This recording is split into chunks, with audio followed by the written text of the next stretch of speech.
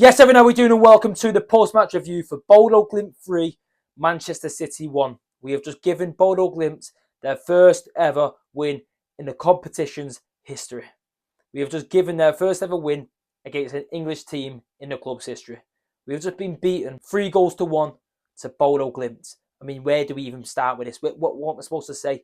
I mean, disbelief. Disbelief about this game. We've just been beaten 3-1 to Bodø Glimt. I don't know. The embarrassing run continues. I mean, what else can we say? I'm lost for words. I mean, disbelief. I mean, utter disbelief about that game. Back-to-back losses for Manchester City. Back-to-back batterings for Manchester City. Because that's what that was. That was another battering. We were on the receiving end of another battering there. Coming off the back of a disaster of a day against Manchester United. A humiliation in Derby Day. And you thought, listen, this is an opportunity to regroup. I said in the preview for Bodø Glimt that no matter what City did against Bodø, no matter what City did against Wolves, it wouldn't make up for what we did and the way we humiliated ourselves and the fans against Manchester United. It wouldn't make up for it. I never for 1 minute, 1 second envisaged this going to Norway and being beaten 3-1, being battered. It could have been more. It could have been more once again. Honestly, I mean, did we deserve this? Like, off the back of that game, did we deserve this? I didn't deserve it. And I sat at home for both games. After what they put me through watching that at home both games, I didn't deserve that. Never mind the fans that went to Old Trafford. Never mind the fans that went to Norway off the back of Old Trafford. Flew all the way to bleeding Oslo, where he weren't done there. Had to fly from Oslo to Bodø in minus temperatures, in freezing cold temperatures, the Arctic Circle. There's hundreds of Manchester City fans that flew to the Arctic Circle off the back of a humiliation to go and watch us be humiliated by a team that had never won in this competition. I mean, what is going on? What is going on with this football club at the moment? There is so much to talk about this game. And I don't know how I'm going to find to put it into words. I don't really know. I don't know how I'm going to put it into words because it's utter confusion. I'm lost. I don't believe what I'm seeing. Coming into this game, I expected rotation. I looked at the team we've got and listen, I know we've got a lot of injuries and coming into the game, we had 11 absences, 11. I think 7 of them were down to injury. 2 of them were new players that obviously can't play yet in the Champions League. 1 was down to suspension and 1 was down to illness, Mateus Nunes. Bernardo Silva suspended.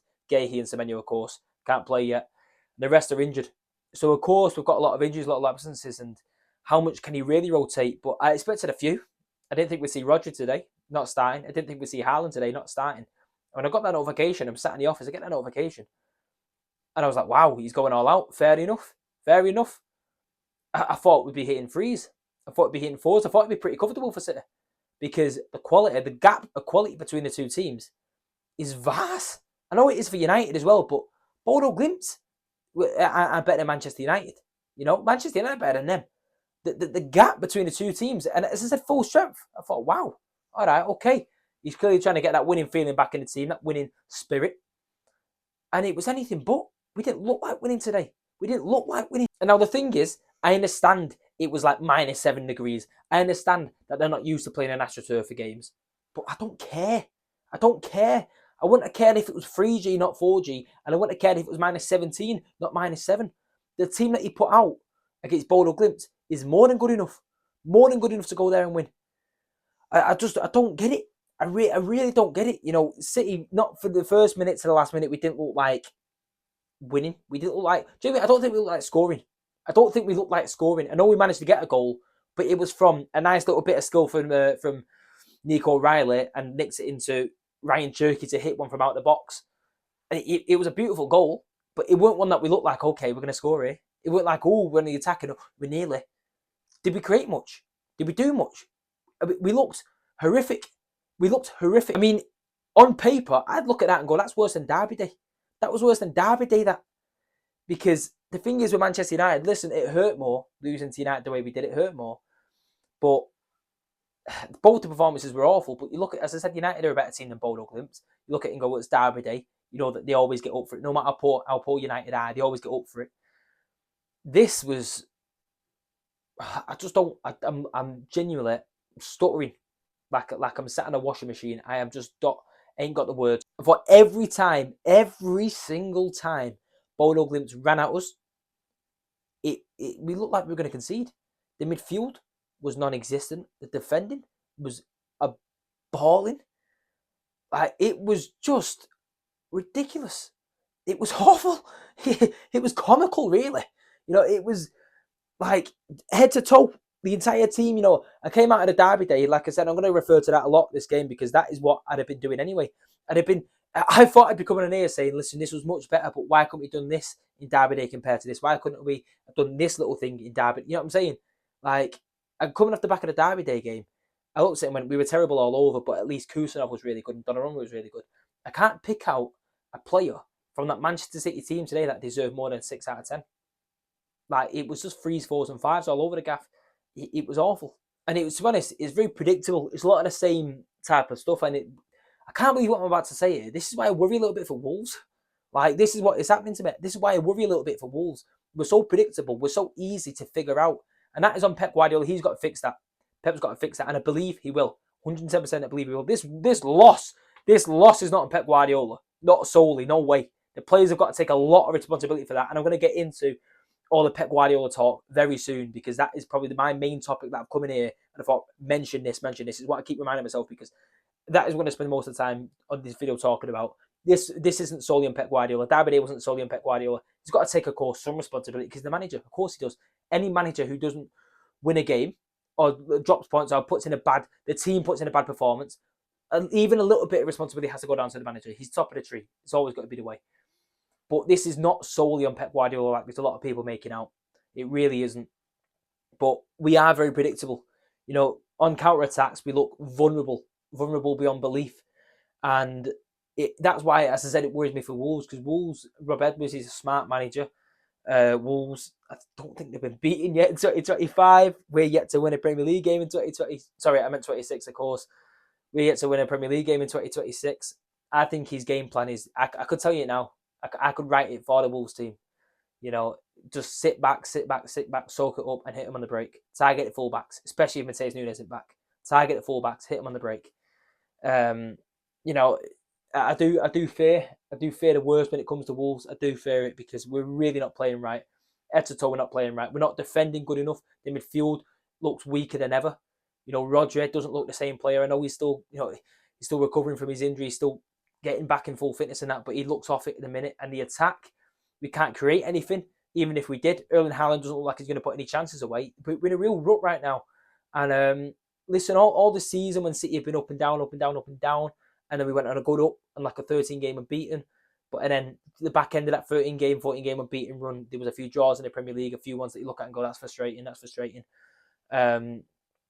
But a lot of the time when I've been talking about the Premier League title race or the Champions League and what I think City can win, a lot of the things I've been saying is because I've been talking about the Champions League or the Premier League, saying when it comes to the real important time, when it comes to that killer time, quarterfinals, semi-finals, whatever it may be in the Champions League, or that last final sprint in the Premier League, that last 10 games, if we're still within touching distance, I've been saying I hope City are at the level yet. I hope we're ready. We're at that level already, prepared. Fighting and ready to compete. That's what I've been saying. I think we can still win a lot off. It's just hope, and I'm losing it. The hope is dwindling game by game because we look a shell of the team we should be. We really, really do. Of course, Rodri didn't help today. As I said, he was poor. That sending off was idiotic. For one of the most, sorry, it's a strong word, isn't it? But one of the most intelligent footballers we've ever seen. It's like Pep Guardiola's brain in a footballer. Like he's just a Ballon d'Or winner. He's everything to this football team, really. He has been. Like you've seen the impact when he's not there. That all that time when he was out injured and the way we fell apart, even when he, just a few games out, suspension, whatever, during that 22, 23, 24 season, how integral he is. It's his brain as well as his ability. His brain, he's like the smartest player on the pitch. So for him to do that, we'd be annoyed at Max Alane or Rico Lewis or Macassa doing that type of thing. Never mind Rodri with the experience he's got, the intelligence he's got. 2 yellow cards within the space of 60 seconds is ridiculous. And it's really, really, really going to put us in a bad position when we face Galatasaray. It really is, and I'll talk on that after.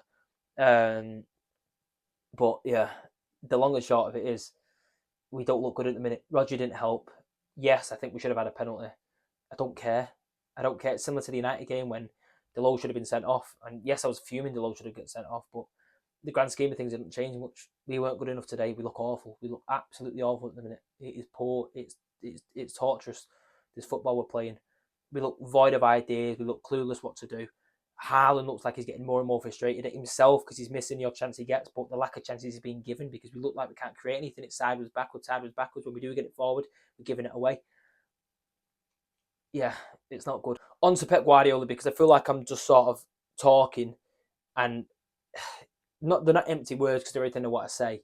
But I feel like while I'm talking here, I'm using more of my mouth than my brain. And when it comes to what I want to say, as you should do, you speak for your mouth. But all I've got in my mind is Pep. I've got in my mind Pep, Pep, Pep. There's something Richard Keys said a few days ago, which, listen, God forbid it be the truth, and I really hope it's not, and it shouldn't be. But Pep's face at the end of the game worried me. You know, he looked defeated. He looked emotional. Richard Keys said after the City against United game, don't be surprised if Pep's not there come next weekend. And we've gone and lost to Bodø Glimt. And I don't know what he knows, what he thinks he knows, whatever, I don't know. But listen, surely that ain't going to be the case. Surely it isn't. Now, that isn't what I want to talk about when it comes to Pep Guardiola. What I want to talk about is the amount of people online, not necessarily people watching this, maybe not. And it's quite a mixed thing, because certain posts I'll upload are so supportive of Pep and like say, you know, Pep's the man, Pep's in charge, look at what he's done, this, that, and the other. And then some of them are just Pep out, Pep out, Pep out. And it's a split thing amongst a lot of the Manchester City fans, I think. And I'd be interested to see, obviously I won't know, because not every single person watching this will comment, and I won't be able to find out every single person that does watch it, if you understand what I'm saying. But I'd be interested to see the split that people that watch me on here, of the fans that are local / go-to games versus the ones that aren't from Manchester / don't go to games / sort of don't really mind all that much. It isn't the life like it is for me and maybe some other people, which is fair enough. Like, you can't control where you grow up. Like, I'm not saying football should be or everything. Sometimes I bleed and wish I cared less. But I'd just be intrigued to see the split, and the split of people that who are supporting Pep, backing Pep, think that Pep's the right guy, versus the people that don't think he is. Just based off my matchday experience, because I speak to a lot of people at the games, and I don't see anything any time. I don't recall ever seeing anything any time about people thinking that Pep should go, people thinking that Pep's not the right man, people having any doubt over Pep Guardiola whatsoever. Certain players on the pitch at times, yes, of course. Being angry at certain times, yes, of course. But I don't hear anything ever, and I speak to a lot of people. I speak a lot through the game as well. And everyone I know, all my City mates and everyone, they don't think that Pep should go at all whatsoever. So I'd be intrigued to see the difference. I find the Pep shouts to be sacked just ludicrous. Because, of course, what he's done for the football club. And I don't want to go too much into that, because use Google. Look at the trophies. Don't even use your brain. Think memories. That will tell you enough. The trophies, the awards, the wins, the memories speak for themselves. I don't need to do that. I don't even talk about his past, because his past could keep him in a job 100 years. I'm on about what I'm even seeing this season. And I still think he's the right man. I still think he does. I still think he is. A lot of people who are saying Pep out, Pep out, Pep out, I'm hearing Pep chose this ridiculous lineup. Pep chose this lineup. Pep chose that lineup. Why didn't Pep start him? Why did Pep bench him? Pep, Pep, Pep. Where is the accountability on the players? Where on earth is the accountability on the footballers who are twice the players, man for man, than the Bodø Glimt players, than the Manchester United players, than some of the Brighton players? Where's the accountability on them? Like, there's certain ones here and there, as I said, scapegoats. Your Rico Lewis's, your Phil Foden's, your Bernardo Silva's. Certain scapegoats that I see people probably digging them out. But why can it not be a team collective? You know, I look at it and I mirror them to certain positions, and I go, Phil Foden's been poor, but Ryan Cherky was equally as bad that game. Rico Lewis has been poor. Nico Riley was equally bad that game. You know, Bernardo Silva was poor. Roger was equally bad that game. And I'm not talking about this individual game or last individual game. I'm talking about in general, the amount of times I come away from games and I'm reading comments and seeing people digging this person out, that person out. And I'm thinking, with the person next to them, the person opposite to them were just as bad. You don't hear them names. And as when it comes to lineups, I mean, I find it laughable. I find it absolutely laughable. Like I said, 11 players are absent for this Bodø Glimt game. 11 players absent. He started Erling Haaland. He started Ryan Cherky. He started Phil Foden. He started Kusanov. He started Donnarumma. He went all out. He went all out. There was only 3 first-team players on that bench today. Outfield first-team players. It was Marmoush, just come back from African Cup of Nations. I wanted to see Marmoush play. I wanted to see him start. I wanted Haaland to get arrested. It didn't happen. But you can't go out at Pep for starting Haaland and playing him and not starting Marmoush because, well, if Marmoush would have started and Haaland had been on the bench and we created that little, we did that little in front of goal, we didn't score any. It would have been vice versa. People would have been saying, how dare you bench Erling Haaland, the best goal scorer we've got. Look at the goals he's already scored for his previous seasons this season. We needed these points. That is on Pep. They blame Pep vice versa. You know, Nathan Ake was on the bench. I'm hearing people say, why did Ake not start over a lane? Why did Ake not start? We needed his experience. We needed his sort of calmness, his presence. But only a few days ago against United, people were digging out Ake, putting a lot of the blame on Ake for this goal, that goal. Why did Ake start? He's finished. He's lost his pace. Pep can't win. Jeremy Doku was on the bench today, fair enough. I'd have brought him on. Pep didn't bring him on. Fine, you can be annoyed at him not bringing him on. But Phil Foden, are we going to bench Phil Foden? Are we going to bench Ryan Cherky? Are we going to bench Johnny Reiners? People have been calling Reiners for the start. Like, it's just, Pep cannot win. And that's what I'm saying when I'm seeing people going on the lineups. He can't win. He's got to pick from the same 13, 14, 15 players week in, week out. And he has been rotating them. But when he does, no matter who he rotates, the people on the bench that don't start, people go mad about them not starting. And I think the guy cannot win. He cannot win. So I really feel for Pep in that sense. And listen, I hope he doesn't pay much attention to it. I don't think he would. He's been in the management game, Barcelona, Bayern Munich, and Man City for a long time. So he knows the nonsense that people will be saying. He knows certain nonsense here and there. And I'm not trying to dismiss people's opinions. Everyone's got an opinion. And listen, without a lot of your opinions that you've shared with me or interacted with me, then I wouldn't be able to make video. Well, I would be because I don't do much. I'm saying, but like, I wouldn't be at this stage now. There wouldn't be as many people watching me. I wouldn't like have the interaction I have, the sort of like semi-community thing that I've got. You know what I'm saying? So I'm not dismissing anyone's opinion, but at the same time, I struggle to understand it. I struggle to understand it. People saying Pep out or Pep's lineup here when he's got such a small, limited choice at the moment. And no matter who he rotates, people complain. He cannot win. And on top of that, if Pep was to go, if people were to sack, I find it ludicrous. I almost don't want to entertain the idea of Pep being sacked, the Pep leaving. Who do you bring in? Talking about Maresca. I don't want Maresca at this football club. I don't want him in charge. Not with Pep Guardiola in charge. Are you mad? Are you mental? Like, I don't think Maresca's that bad of a manager. I don't think he is. I think Chelsea were weird for sacking him. I think it was the wrong decision for Chelsea to sack him. But he's not Pep Guardiola. That'd be a drop. That'd be a bleeding drop. You know what I'm saying? That'd be a flight of stairs, 2 flight of stairs falling down. Pep to Maresca. Like, it's to want Maresca to be in charge ahead of Pep Guardiola. I think I need to fall 2 levels of stairs and hit my head. You know what I'm saying? It's mental. Xabi Alonso. I don't want Xabi Alonso. I don't want him. Look what happened with Real Madrid. That ain't a risk I should be taking. That ain't a risk that Manchester City should be taking. Position we're in, the quality we've got in the team. Let Tottenham take that risk. Let Liverpool take that risk. They're in a worse position with slot than we are with Pep. God forbid. I don't want anyone. I want Pep. I want Pep Guardiola. And listen, whatever Richard Key was on about, like I said, I hope he's talking nonsense. I hope Pep was just frustrated, feeling maybe the guilt of the City fans travelling when he went it over. I don't know. But there isn't a doubt in my mind that Pep's not the right man for the team. Pep is the best person we could have in charge of this football club. And nothing will change that, in my opinion. It would take something drastic anyway, and something so unfathomable that I can't even think of it right now that would have to change for Pep Guardiola to be the man. I think, okay, he's got to go. We were in such a worse position than this last season. And I feel like I was seeing less chance for Pep to go then than now. And listen, it might just be people winding me up, trying to know the facts I defend him, the way I go on about him. It might just be people trying to get a rise out of me, but it's clearly works, hasn't it? It's the stuff you see online. I think, how can anyone say that? As I said, what he's done for this football club, I didn't want to go overboard into it because it speaks for itself. I want to speak on the current and now and the future. But forget the past. I still think the now and future is right for Pep. I really do. If there's any manager I have faith in to turn this around, get us playing right, get us playing good football, winning trophies, it's Pep Guardiola. It definitely isn't Enzo Maresca. I find the idea of him in charge ahead of Pep Guardiola ludicrous. I really, really do. Anyway, I feel frustrated now. I feel annoyed. I mean, I was annoyed anyway, but now I feel like a sort of sad annoyed. The idea of Pep Guardiola leaving. You know what I'm saying? It's ridiculous. But on to what this means for the Champions League then. Because right now when I'm filming this, we're 7th, I believe. 7th in the table. Top 8 go through automatically to the round of 16. I think we've thrown it away. We're in a good position before this Bodø game. I was saying ahead of it, 3 points might have been enough. But with how other teams and how results have gone today, I don't think 3 points would have been enough. I think 4 points would have probably been enough. But 3, I don't think will be. We can go beat Galatasaray. I don't think we'll get top 8. I really don't. because we're 7th now. I suppose I think we're 1 goal difference behind Sporting Lisbon. If we do beat Galatasaray to a higher aggregate than they beat, or if they don't beat Athletic Bilbao next game, then let's say we're 6th. There's still about 5 or 6 teams that play tonight or have already played when you watch this, depending when you do, that we're going to be out of the top 8 by the end of today.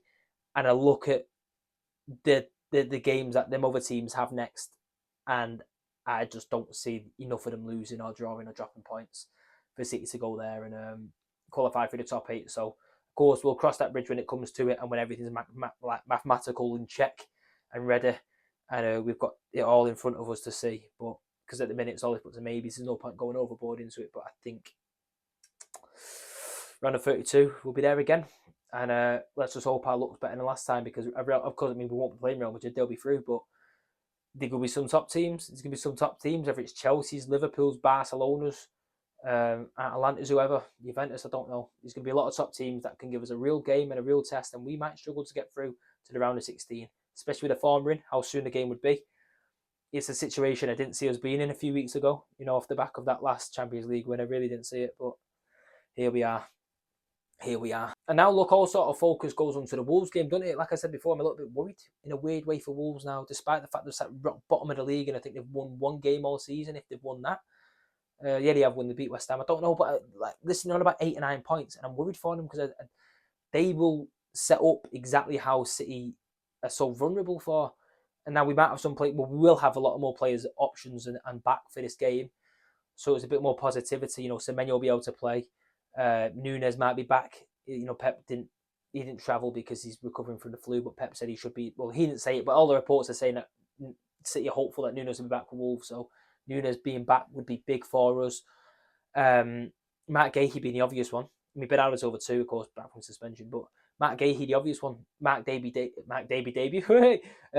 debut looks to be on the cards, which, listen, I hope he's a miracle worker, because at the back, it's panic stations. It really, really is. And look, we could have a completely different back four, really, when you think about it. A very different looking back four.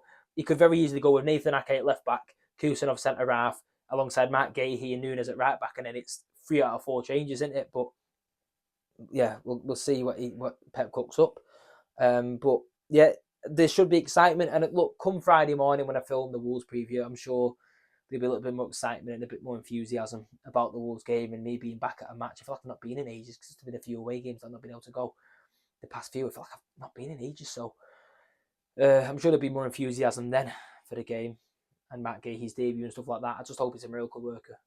I just hope he's worked miracles. I hope he's brought his magic back with him, his magic hat from South London, because we just don't look at it at the back. We don't look all there. The concentration's not there. I think it's an opportunity, I suppose, Wolves, and that's probably how more I'm going to see it at the day of the game. And you get all the excitement for it. You get all the pre-game giddies or whatever you want to call it.